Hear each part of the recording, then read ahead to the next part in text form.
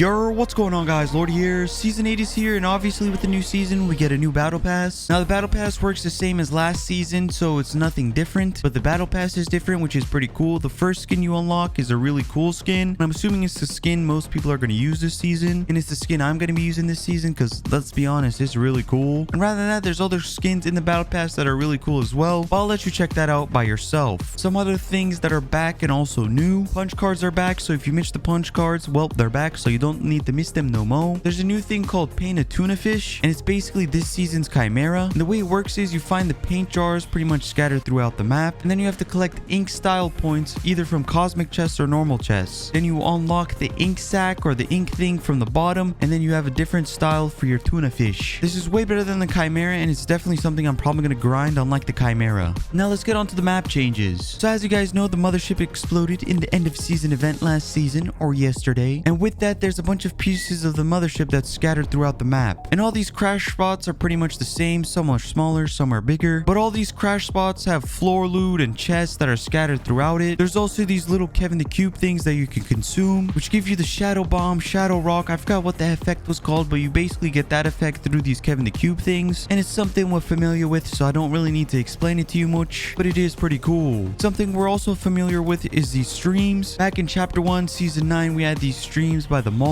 and now we have it by all these crash sites. By the way, there's like 5 to 6 crash sites, and they're all pretty much all the same, so I'm not going to show you them all, but there's 5 to 6 of them, maybe even more, maybe even less, I don't know, but they're all pretty much the same. There's a gold Kevin the Cube by Holly that does nothing but be gold, but it does look cool, so you complain. There's also a blue Kevin the Cube that spawns by Camp Cod, and this one gives you shield, so it's really nice of him to give us some shield. And there's some new IO guard posts pretty much spread out throughout the map, so if you like these IO guard posts, now you got some more places to land. Next, we have these sideways bubbles that spawn randomly every single game, and once you walk into this, you'll see that you aren't able to build and that there's zombies spawning. Every time you kill a zombie, they drop cube monster parts, and with these cube monster parts, you could upgrade sideway weapons. Now, what are sideway weapons? Well, there's weapons that you could get from the sideway chest within the sideways. There's 3 different kinds of sideways weapons: a sideway rifle, a sideway minigun, and a sideways light blade. I wasn't able to find the light blade for some reason. I don't know if it's rare or if it isn't in the game yet, but it is in the files, so we'll get it eventually. Basically, you could upgrade the sideways rifle and the sideways minigun for these cube monster parts. You could upgrade it to green, blue, gold, and mythic,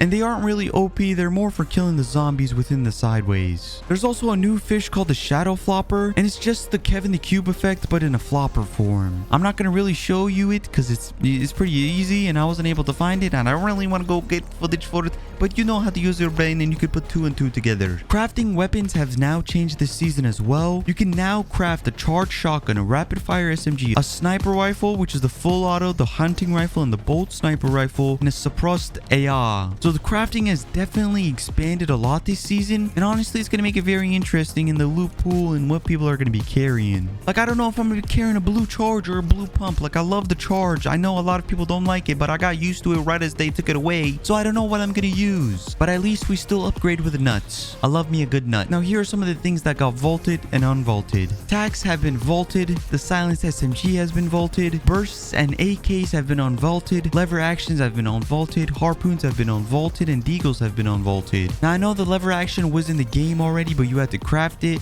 but now it could spawn as floor loot, which is gonna make the loot even more interesting because the loot pool has changed so much. I literally don't know what I'm gonna carry. Rather than that, there was a bunch of other leaked things that were in the files but weren't added to the game. I'm probably gonna go over that in tomorrow's video, but with that being said, that was all that was added in the season 8 update, or maybe most of the things that were added in the season 8 update. I probably missed a thing or two, but can you blame me? A man hasn't slept and I'm trying to get this video out. But with that being said, I'll see you in the next one.